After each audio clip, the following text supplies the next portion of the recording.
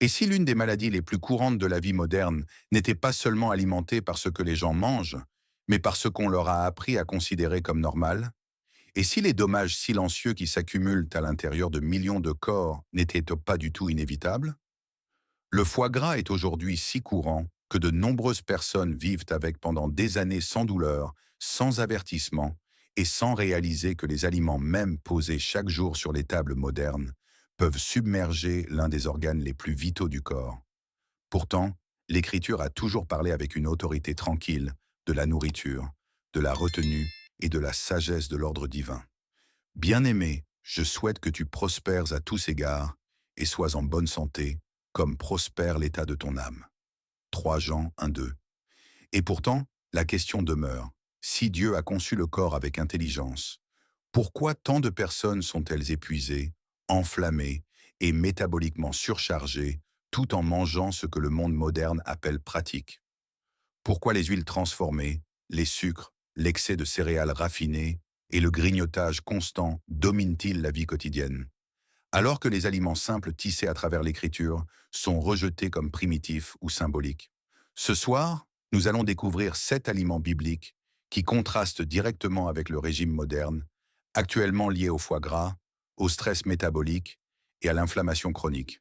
Pas des mythes, pas des tendances, mais des aliments enracinés dans l'écriture et de plus en plus soutenus par la science moderne. Et à la fin, vous commencerez peut-être à voir que ce qui a été perdu n'a jamais été démodé. C'était de la sagesse. Si vous croyez que la vérité oubliée compte encore, prenez un moment pour aimer, vous abonner et partager ce message. Chaque action aide davantage de personnes à redécouvrir ce que l'Écriture a préservé et ce que la culture de santé moderne a trop souvent enterré. La vérité se répand lorsque les voix fidèles refusent de rester silencieuses. Le deuxième aliment biblique est la figue, et peu d'aliments dans l'Écriture portent une telle réputation discrète de restauration. Les figues apparaissent à plusieurs reprises dans le monde biblique non pas comme un luxe, mais comme faisant partie d'un modèle d'abondance, de guérison et de stabilité. Dans 2 Rois 27, lorsque le roi Ézéchias était malade, Ésaïe a donné une instruction frappante. Préparer une masse de figues, ce détail compte. Il montre que dans la pensée biblique, la nourriture n'était jamais séparée de la guérison. Ce qui poussait de la terre était souvent compris comme faisant partie de la provision de Dieu pour la réparation du corps. La science moderne nous donne maintenant un langage pour ce que les anciens vivaient simplement. Les figues contiennent des fibres, des polyphénols et des composés minéraux qui favorisent la digestion, réduisent le stress oxydatif et aident à réguler le chaos métabolique qui entoure souvent le foie gras. Cela compte parce que le foie n'est pas endommagé par la graisse seule. Il est endommagé par une surcharge répétée, par une glycémie instable, par l'inflammation et par le flux constant d'aliments transformés qui forcent le corps à stocker plus qu'il ne peut gérer. Un aliment comme la figue fonctionne différemment. Il arrive avec une structure, avec une douceur naturelle liée aux fibres, avec des composés qui ne stimulent pas simplement l'appétit, mais participent à l'équilibre. Et c'est exactement là que le régime moderne devient destructeur. Il a appris aux gens à rechercher la douceur sans sagesse. Il propose du sirop de maïs sans nutrition, des desserts sans retenue, des aliments de petit déjeuner qui font monter l'insuline avant même que la journée n'ait commencé, et des collations conçues pour contourner les signaux naturels du corps. Le foie en paie le prix. Ce qui commence comme un excès de sucre devient de la graisse stockée. Ce qui devient de la graisse stockée devient lentement du stress, des cicatrices et des dysfonctionnements. La tragédie n'est pas seulement que les gens mangent mal, c'est qu'ils ne reconnaissent plus la différence entre la douceur qui vient de la création et la douceur qui vient de la manipulation. L'Écriture pointe vers des aliments qui nourrissent alors que le système moderne vend des aliments qui séduisent. Et le foie connaît la différence, même quand la langue ne la connaît pas. Le troisième aliment biblique est la grenade, l'un des aliments les plus riches symboliquement de toute l'Écriture. Elle était tissée dans les vêtements sacerdotaux, l'imagerie du temple et le langage visuel de la bénédiction, de la fécondité et de la vie. Ce n'est pas un petit détail. Dans le monde biblique, les aliments n'étaient pas admirés seulement pour leur goût. Ils étaient souvent vus comme des signes d'abondance divine, et la grenade figurait parmi les symboles les plus clairs de cette abondance. Mais ce qui est remarquable maintenant, c'est comment la science moderne a commencé à confirmer que ce fruit ancien contient une concentration extraordinaire de composés protecteurs qui s'adressent directement aux processus mêmes qui conduisent au foie gras. La grenade est riche en polyphénols et en substances antioxydantes qui aident à calmer le stress oxydatif, l'un des feux cachés derrière les dommages hépatiques. Cela compte parce que le foie gras n'est pas simplement la présence d'un excès de graisse dans le foie. Le danger plus profond commence lorsque cette graisse commence à déclencher une inflammation, des lésions cellulaires et une rupture de la capacité du corps à gérer la pression métabolique. Le stress oxydatif accélère ce déclin. Il pousse le foie d'une accumulation silencieuse de graisse vers un état plus dangereux d'irritation et de dysfonctionnement. Un fruit comme la grenade n'agit pas comme un raccourci miracle, mais il se dresse comme un contraste net avec les aliments modernes qui intensifient ces dommages internes. Il nourrit sans submerger, il protège sans enflammer. Il porte une richesse sans la violence métabolique de la douceur ultra transformée. Et ici encore, le régime moderne révèle sa trahison.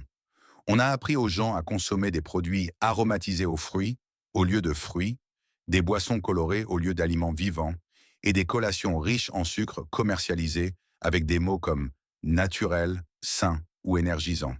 Mais le foie ne répond pas au slogan. Il répond à la chimie. Il répond à ce qui pénètre dans la circulation sanguine, à ce qui fait monter l'insuline, à ce qui favorise le stockage des graisses et à ce qui augmente l'inflammation. La grenade appartient à un monde ancien dans lequel la douceur était enveloppée d'une intelligence protectrice. Les aliments transformés modernes appartiennent à un monde manufacturé dans lequel le plaisir est dépouillé de la sagesse et revendu au corps à prix d'or. Le modèle biblique n'est pas aléatoire. Il ne cesse de révéler la même vérité. La provision de Dieu a tendance à venir avec équilibre, tandis que l'excès humain a tendance à venir avec des dommages. Le quatrième aliment biblique est l'ail. Et peu d'aliments exposent plus clairement la différence entre la nourriture biblique et l'alimentation moderne que celui-ci. L'ail était connu dans tout le monde antique comme un aliment humble et quotidien. Pas glamour, pas cérémoniel, mais puissant. Il apparaît dans la mémoire des Israélites dans Nombre 11.5, lorsqu'ils se souvenaient des aliments d'Égypte, y compris l'ail, comme faisant partie de leur subsistance quotidienne. Ce souvenir est révélateur. Il nous rappelle que certains des soutiens les plus puissants pour le corps humain n'ont jamais été rares. C'étaient des cadeaux ordinaires placés à la portée des gens du commun. Et la science moderne a de plus en plus montré que l'ail contient des composés soufrés et des éléments bioactifs qui soutiennent la santé cardiovasculaire, réduisent le stress inflammatoire et peuvent aider à améliorer les conditions métaboliques qui entourent si souvent le foie gras. Cela compte parce que le foie gras voyage rarement seul. Il arrive souvent avec une résistance à l'insuline, une augmentation des triglycérides, une prise de poids abdominale, une circulation paresseuse et une inflammation chronique de bas grade. Le foie ne souffre pas isolément. Il est pris dans une tempête plus vaste à l'intérieur du corps. L'ail s'adresse à cette tempête. Il ne fait pas qu'ajouter de la saveur. Il représente une catégorie d'aliments qui travaillent avec le corps au lieu de contre lui. Dans un monde où les régimes modernes sont chargés d'additifs, de sucres cachés, de repas emballés riches en huile de graines et de systèmes d'arômes artificiels, l'ail se dresse comme l'opposé de la nourriture industrielle. Il est piquant, honnête, médicinal et vivant, avec des composés que le corps peut réellement utiliser. Ce que la science moderne appelle aujourd'hui soutien cardio-métabolique, les anciens l'ont peut-être simplement reconnu comme un aliment fortifiant. Et une fois de plus, le contraste devient inconfortable. Aujourd'hui, beaucoup de gens consomment des aliments aux saveurs agressives mais vides de nutriments. Des aliments conçus pour déclencher l'envie sans offrir de réparation. L'ail, au contraire, demande quelque chose de différent au mangeur. Il est fort. Il est réel. Il ne peut pas être déguisé en malbouffe. Et cela peut faire partie de la leçon la plus profonde. La conception de Dieu ne flatte souvent pas l'appétit avant de guérir le corps. Le régime moderne entraîne les gens à vouloir ce qui est mou, sucré, sans effort et instantanément plaisant. Mais les aliments qui protègent le foie sont souvent ceux qui rappellent le corps à la discipline, à la simplicité et à la vérité. L'ail est l'un de ces aliments. Il nous rappelle que la guérison n'arrive pas toujours enveloppée de confort. Parfois, elle arrive avec du piquant, de la clarté et le signal indubitable que le corps a été fait pour quelque chose de plus propre que ce dont le monde le nourrit maintenant. Le cinquième aliment biblique est les lentilles. Et à première vue, elles peuvent sembler trop simples pour appartenir à une conversation sur la guérison du foie. Elles ne sont pas exotiques. Elles ne sont pas commercialisées comme des super-aliments. Elles ne portent pas le glamour des tendances de santé modernes. Mais c'est précisément pour cela qu'elles comptent. Les lentilles sont l'un des exemples les plus clairs d'une nourriture biblique ancrée dans la stabilité, l'humilité et la subsistance. Dans Genèse 25, le ragoût de lentilles apparaît dans l'un des moments les plus mémorables de la Bible, et tout au long du monde antique, les lentilles étaient un aliment de base pour les gens ordinaires. Elles représentaient une nourriture accessible, ancrée et profondément pratique. Et maintenant, la science moderne désigne de plus en plus les légumineuses, comme les lentilles, comme de puissantes alliées pour la santé métabolique en raison de leurs fibres, de leurs composés végétaux et de leur structure à digestion lente. C'est critique pour le foie parce que le foie gras est souvent alimenté par le schéma inverse. Il se développe dans des corps submergés par l'instabilité de la glycémie, les pics d'insuline fréquents, l'excès de glucides raffinés et l'habitude quotidienne de manger des aliments qui se digèrent trop vite et rassasient trop peu. Les lentilles interrompent ce schéma. Elles ne se précipitent pas dans la circulation sanguine comme le pain blanc, les pâtisseries sucrées ou les céréales sucrées. Elles se déplacent plus lentement. Elles nourrissent sans inonder. Elles aident à créer de la satiété sans violence métabolique. Ce rythme plus lent compte parce que le foie est constamment forcé de répondre à tout ce que le sang livre. Lorsque les repas sont construits autour de la farine raffinée, du sucre et des aliments de commodité ultra transformés, le foie devient un site de stockage pour les excès répétés.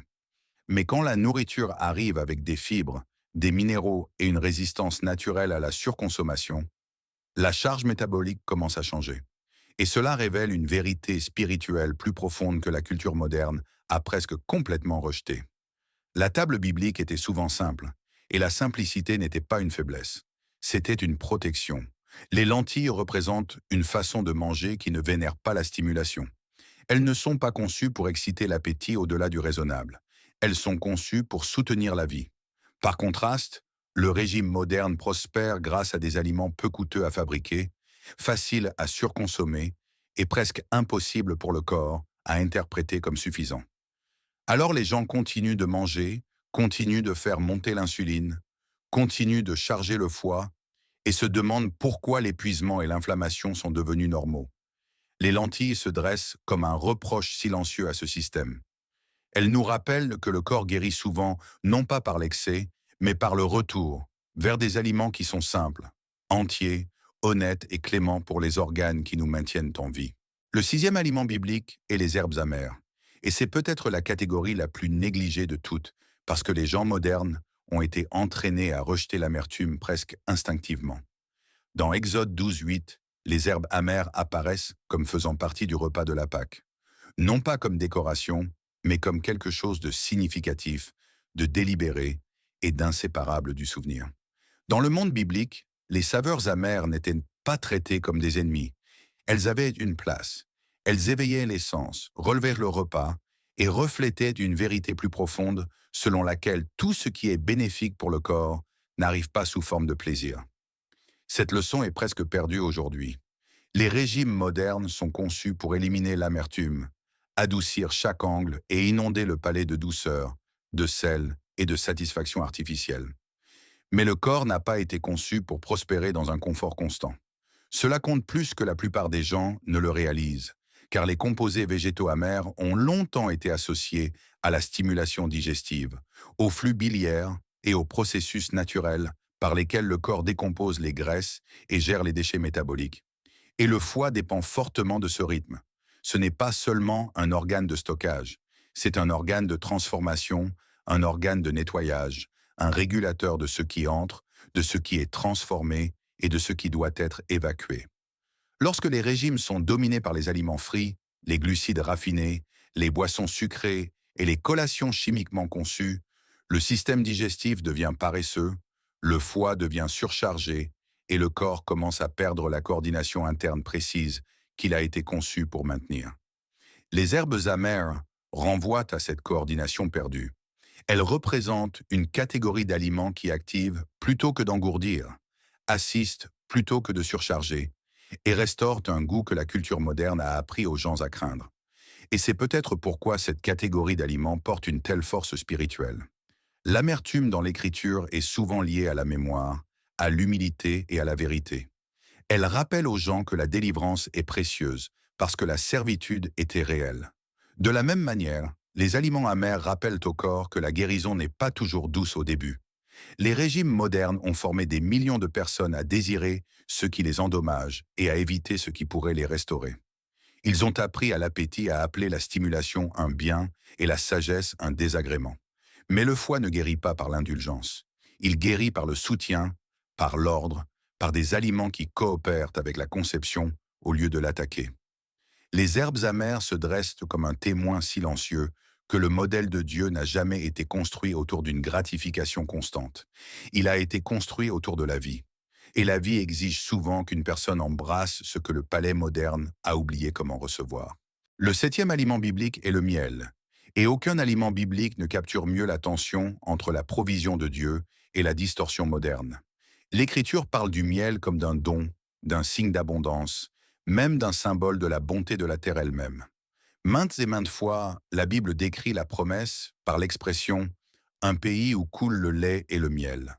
Le miel n'a jamais été traité comme une indulgence synthétique. C'était une douceur naturelle, reçue avec révérence, non consommée sans limite. Proverbe 24:13 dit « Mon fils mange du miel, car il est bon ». Pourtant, quelques chapitres plus tôt, Proverbe 25:16 donne un avertissement qui semble étonnamment moderne. Si tu as trouvé du miel, n'en mange que ce qui te suffit, de peur que tu n'en sois rassasié et que tu ne le vomisses. En d'autres termes, même un bon cadeau devient nocif quand le désir dépasse la sagesse. Ce principe s'adresse directement au foie gras. Le foie est l'un des organes les plus dévastés par l'excès de sucre, surtout lorsque la douceur est dépouillée de son contexte naturel et consommée sous des formes implacables tout au long de la journée. Les régimes modernes ne se contentent pas d'inclure du sucre. Ils sont structurés autour de lui. Le café sucré, les céréales du petit déjeuner, les bars emballés, les sauces, le pain, les boissons, les desserts et les édulcorants cachés inondent maintenant le corps avec un niveau d'exposition constante au fructose que le monde antique n'a jamais connu. Et le foie en porte le fardeau. Il doit traiter ce débordement, convertir l'excès et stocker ce que le corps ne peut pas utiliser immédiatement. Avec le temps, ce schéma devient accumulation de graisse, résistance à l'insuline, inflammation et déclin métabolique. Le miel, dans son cadre biblique, se dresse comme l'opposé de ce chaos. Il représente la douceur avec des limites, le plaisir sous la discipline et une nourriture qui répond toujours à la sagesse. Et cela peut être l'une des leçons les plus profondes de tout ce message. Le problème n'est pas seulement ce que les gens modernes mangent, c'est la relation brisée qu'ils entretiennent désormais avec le désir lui-même. Le système moderne apprend aux gens à consommer sans limite, à grignoter sans faim, à boire de la douceur sans réfléchir et à traiter chaque envie comme un besoin. L'Écriture ne nie pas le plaisir, mais elle place le plaisir sous l'ordre. Le miel est bon, mais pas sans mesure. La douceur n'est pas mauvaise, mais elle est dangereuse quand elle est sans retenue. C'est exactement ainsi que le régime moderne détruit le foie. Il transforme ce qui devrait être occasionnel en constant, ce qui devrait être naturel en industriel, et ce qui devrait être gouverné en habituel. Le miel nous rappelle que la conception de Dieu n'a jamais séparé la bénédiction de la retenue. Et là où la retenue est perdue, la maladie commence souvent à croître en silence. Prenez maintenant du recul et regardez le modèle que ces 7 aliments bibliques révèlent. L'huile d'olive, les figues, la grenade, l'ail, les lentilles, les herbes amères et le miel ne sont pas des ingrédients aléatoires dispersés dans l'écriture. Ensemble, ils pointent vers une philosophie de la nourriture complètement différente de celle qui domine le monde moderne.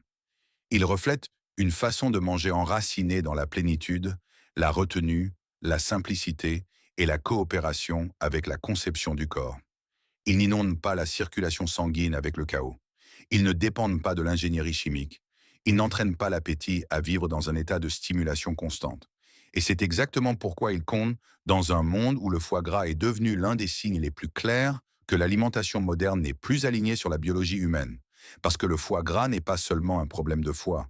C'est souvent un signal d'alarme, indiquant que tout le rythme de la vie a été déformé. Trop de sucre, trop de glucides raffinés, trop d'huiles industrielles, trop mangé sans repos, trop peu de fibres, trop peu d'amertume, trop peu de simplicité, trop peu de révérence pour le corps comme étant quelque chose de conçu, et non quelque chose qui doit être continuellement poussé, sédaté, diverti et alimenté chimiquement. Le foie souffre parce qu'il doit se tenir au centre de cette tempête. Il reçoit le débordement d'un appétit sans discipline, de la commodité sans sagesse et du plaisir sans limite. Et avec le temps, ce que la culture appelle normal devient visible à l'intérieur du corps sous forme de graisse, d'inflammation, de lenteur et de déclin silencieux.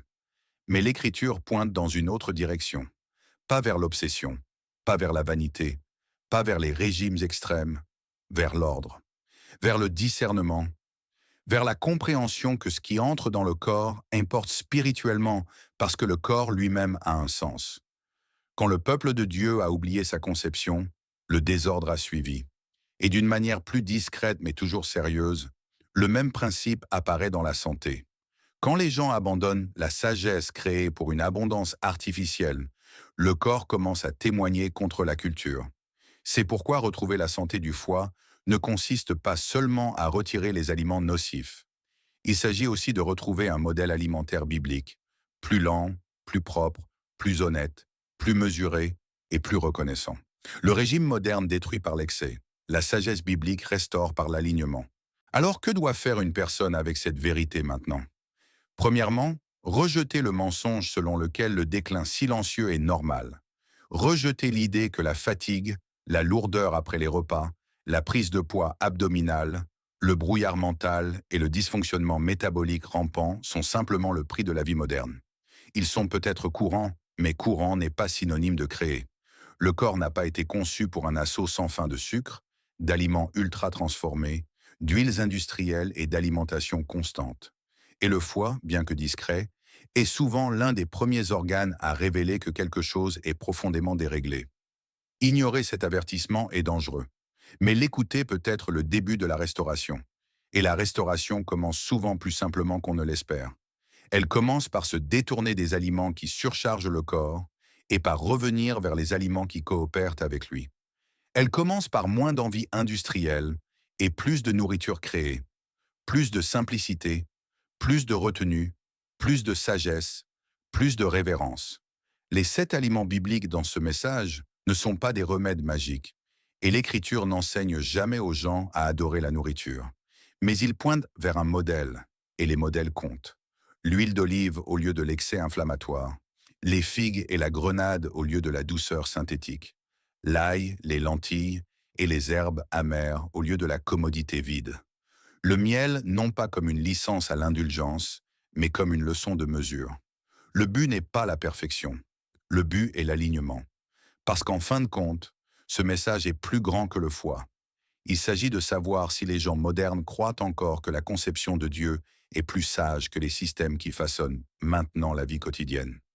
Il s'agit de savoir si le corps continuera d'être traité comme un dépotoir pour la commodité ou honoré comme un temple confié avec soin. Et c'est peut-être pourquoi tant de personnes redécouvrent seulement maintenant ce que l'Écriture a discrètement préservé tout au long. Que la guérison commence souvent quand l'orgueil est mis de côté, que l'appétit est rééduqué et qu'une personne revient à la sagesse simple qu'on lui disait être trop vieille pour compter. Mais elle n'a jamais été trop vieille. Elle attendait. Et pour ceux qui sont prêts à revenir, elle parle encore. Avant de clore, laissez cette vérité s'installer profondément dans votre esprit. Vous n'avez pas à continuer de vivre en guerre avec le corps que Dieu vous a confié. Vous n'avez pas à continuer de vous abandonner à un système alimentaire qui profite de la confusion, récompense l'excès et appelle la détérioration normale. Vous pouvez choisir différemment. Vous pouvez revenir. Vous pouvez commencer à honorer le temple à nouveau, une décision à la fois, un repas à la fois, un acte de discipline à la fois.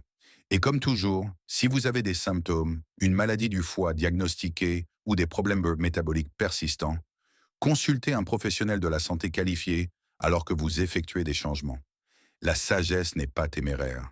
La sagesse est ordonnée. Voici donc les 3 étapes. Premièrement, abonnez-vous si vous voulez plus de sagesse de santé biblique fondée sur l'écriture, l'histoire et la science moderne. Deuxièmement, aimez ce message pour que plus de gens puissent le trouver, car chaque signal d'engagement aide à pousser la vérité dans un monde qui se noie dans le bruit. Troisièmement, laissez un commentaire et répondez à cette question. Lequel de ces 7 aliments bibliques croyez-vous que votre corps manque le plus en ce moment? L'huile d'olive, les figues, la grenade, l'ail, les lentilles, les herbes amères ou le miel utilisé avec retenue. Parce qu'une fois que vous commencez à voir le modèle, il devient plus difficile à ignorer. Le corps a été conçu avec intelligence. La création a été donnée avec un but. Et l'Écriture a préservé ce qu'on a dit aux gens modernes d'oublier. Ce n'est pas une coïncidence. C'est un dessein divin. Si ce message vous a ouvert les yeux, ne le laissez pas se terminer seulement comme une information. Laissez-le devenir une action. Laissez-le devenir un discernement. Laissez-le devenir une repentance au sens le plus vrai du terme. Un détournement de ce qui nuit et un retour à ce qui est ordonné, propre et vivifiant. Parce que la crise du foie gras n'est pas seulement médicale, elle est culturelle, elle est spirituelle. Elle reflète un monde qui a appris aux gens à consommer sans sagesse et à ignorer la souffrance silencieuse du corps jusqu'à ce que les dommages deviennent impossibles à cacher. Mais la conception de Dieu tient toujours, sa sagesse n'a pas expiré. Et le corps répond toujours quand une personne commence à revenir dans l'alignement. Alors, en partant ce soir, rappelez-vous ceci. Le régime moderne détruit par l'excès, la confusion et le fardeau constant. Mais la sagesse biblique restaure par la simplicité, la retenue, la nourriture et la révérence. C'est là la différence. Un chemin engourdit les signaux d'alarme jusqu'à ce que la maladie semble normale. L'autre chemin vous apprend à écouter à nouveau. La fin, les limites, la conception, la vérité. Et c'est peut-être pourquoi ces 7 aliments comptent tant. Ils sont plus que des ingrédients. Ils sont des rappels. Des rappels que ce que Dieu fournit guérit souvent de manière que les systèmes modernes ne comprennent plus. Merci d'avoir regardé. Si ce message vous a parlé, restez avec cette chaîne. Il y a encore plus à découvrir, plus de sagesse oubliée à restaurer, et plus de preuves que l'Écriture a préservé des vérités que le monde moderne commence seulement à redécouvrir. Jusqu'à la prochaine fois, prenez soin du temple, honorez la conception, et ne sous-estimez pas ce qui peut commencer à changer quand vous arrêtez de nourrir le corps avec ce qui le brise.